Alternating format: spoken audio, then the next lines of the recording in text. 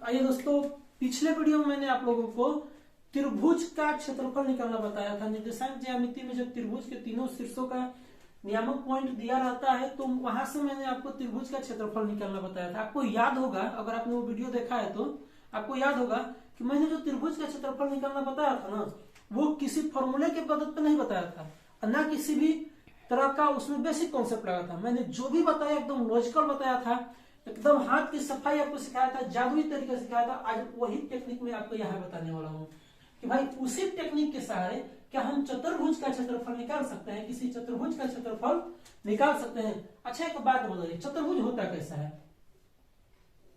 क्या ये कोई चतुर्भुज है जो मैंने ये बना रखा है? ये चतुर्भुज है?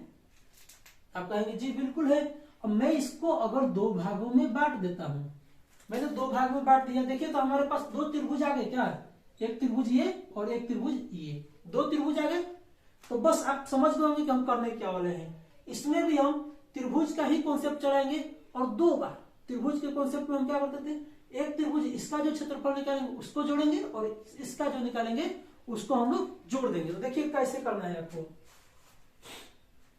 ये जो 1/2 ये सब दिया है ना, 1/2, इसको बाई में लिख लीजिए, 1/2 लिख लीजिए। और ये हो गया आपका 2/-3 और ये हो जाएगा -3/-2 और ये -1/4। और एक बार मैंने आपसे पिछले वीडियो में बोला था ना, एक बार इस पहले वाले को यहाँ लास्ट में लिख देना है। ये हो गया 1, 2। ठीक है, अब आपको क्या करना है ये समझिएगा।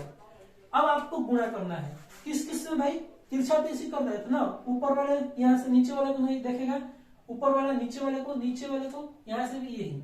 और नीचे वाला किसको देखेगा भाई? ऊपर वाले को। नीचे वाला किसको देखेगा? ऊपर वाले को। तो 2 का 4 से, 3 का 3 से, 2 का 1 से और इस 4 का 1 से। ठीक है, गुणा करना है आपको।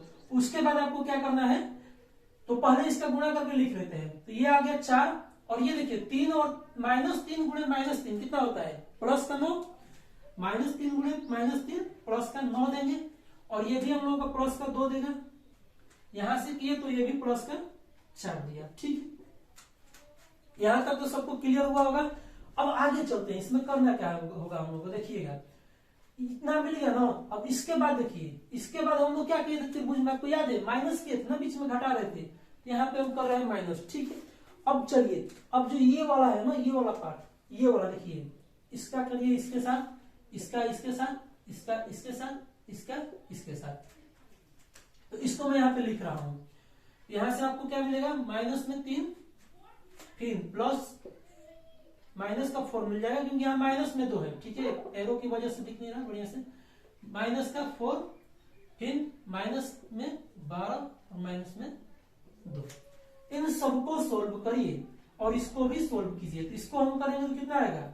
9 4 13, 15 4 19, 19 आएगा। जोड़ लीजिएगा आप भी बढ़िया से। 5 4 2 6, 9 6 5 4 19। ठीक है, यहाँ माइनस का चिन्ह लगाए, ऐसे का ऐसे ही दे देंगे।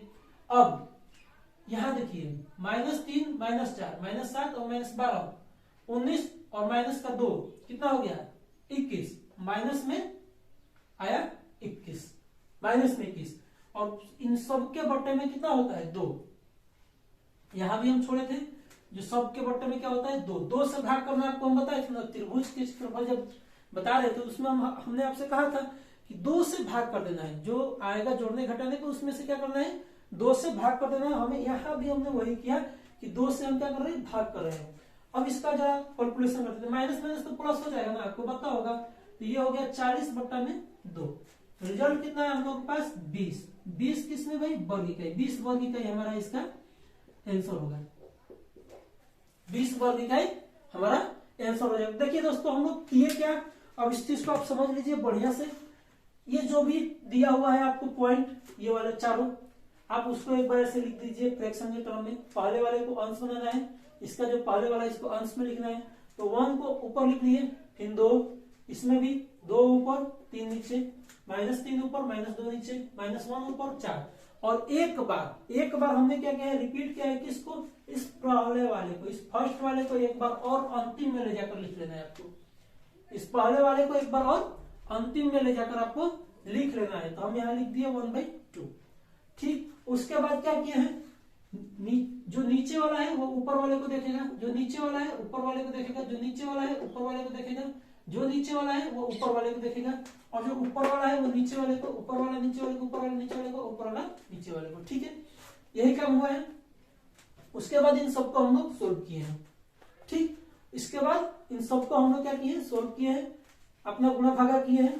3 का 1 में हुआ है, 2 का 2 में हुआ है, यहाँ पे इन 3 का इसे पूरा कैलकुलेशन किया गया है। कैलकुलेशन करने के बाद जो रिजल्ट आया हम लोगों का 20 वर्ग इकाई।